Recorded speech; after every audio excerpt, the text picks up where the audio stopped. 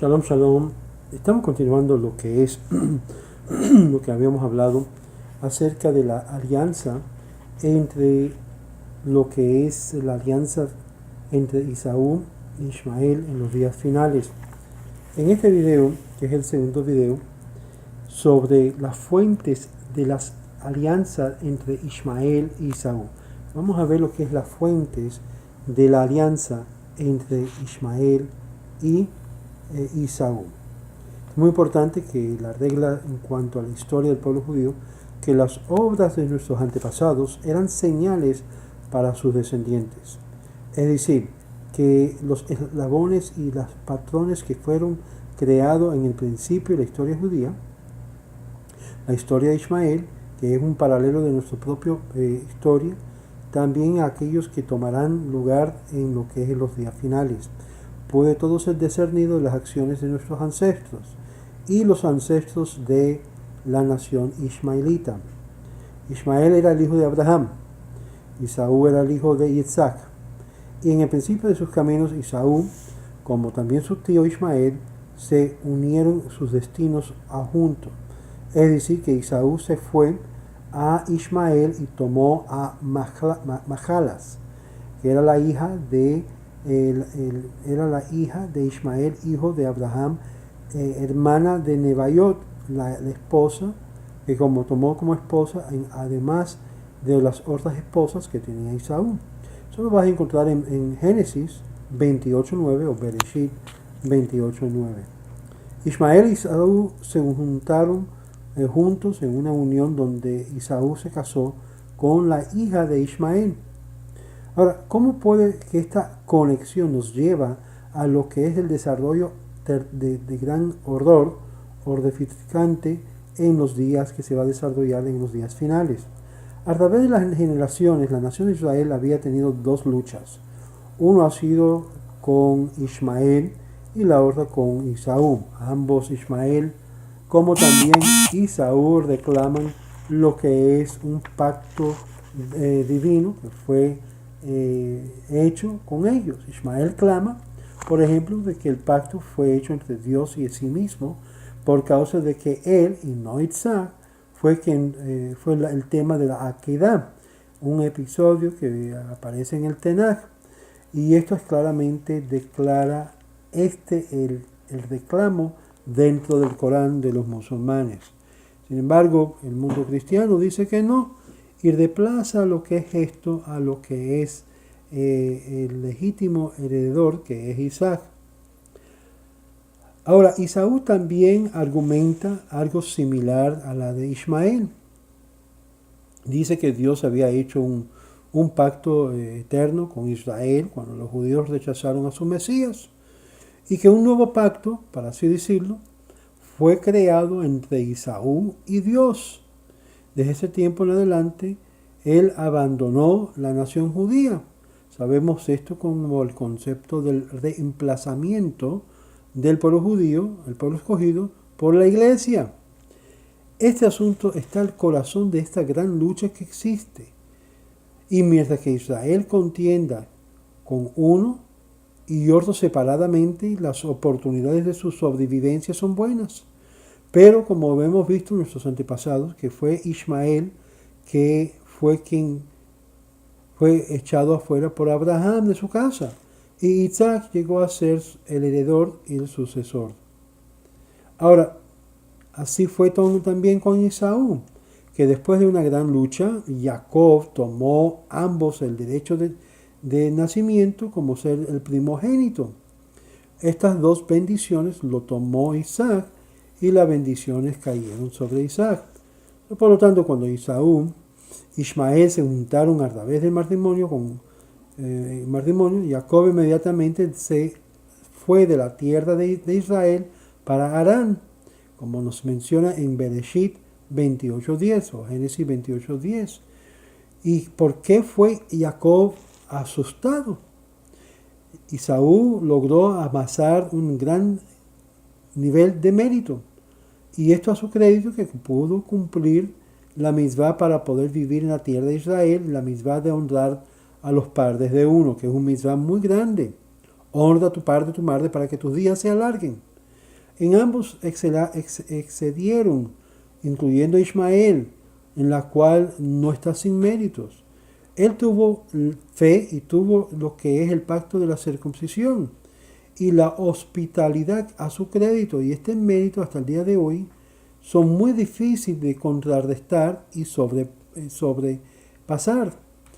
Cuando Esaú y Ismael fueron separados, Jacob no se preocupaba por ellos, porque habían acumulado lo que es mucha maldad que era a su contra. Sin embargo, las fuerzas habían unido a ambos juntos. Cuando Esaú y Ismael llegaron a ser un poder singular, Jacob fue empujado a huir a Harán. De este punto de vista en adelante, sus combinaciones malvolentes formaron una fuerza poderosa de mal, la cual le preocupó muchísimo a Jacob, porque en el mérito de cada uno de ellos no era tan fuerte que cuando era tomado individualmente. Combinarlo a los dos en una fuerza singular era una amenaza formidable para Israel, para Jacob. Por lo tanto, Jacob se fue y huyó para Harán, donde la esperanza era de formar una alianza de virtud y formar sus hijos y las 12 tribus, las que habría de encontrar una alianza ir en contra de la alianza de maldad. Por esto, de su unificación de pureza, habría de venir el futuro de la nación de Israel. La unión de Ismael y Esaú y la respuesta de Jacob nos provee lo que es una lección fundamental en la historia. Cuando quiera Ismael y Esaú se unen, la nación de Israel tiene que tomar cobija. Y no puede estar seguro que va a poder confrontar a los dos a la misma vez. Cuando veamos el poder de esta alianza manifestarse en nuestros tiempos, por ejemplo, el Papa y el mundo cristiano y los descendientes de Esaú, y de otro lado, de otra mano, el lado de los árabes y los musulmanes. Esto provee lo que es los árabes con una fuente increíble de lo que es apoyo financiero y el apoyo de sus acciones contra la nación judía. Y esto en cuanto concierne al territorio de la tierra de Israel y el estatus de Jerusalén. En tiempos más tempranos, en la edad de Persia y Media, en ese exilio, las fuerzas de maldad se unieron y hicieron daño a Israel. El rey sirio dio a los judíos permiso para edificar el segundo templo, pero Amán, quien nuestros sabios identifica como descendiente de Esaú, propuso a Ahasveros, quien logró Sirio, la cual fue exaltado a la construcción, y fue en sí lo que había ocurrido, de poner en alta la construcción de lo que es el templo. Aquellos que activamente estaban apoyando la propuesta de Amán, que era descendiente de Esaú, de lo que era Amalek, eran de los hijos de Ismael. Y la Torá nos dice que esta alianza entre Ismael y Esaú, lo siguiente. Y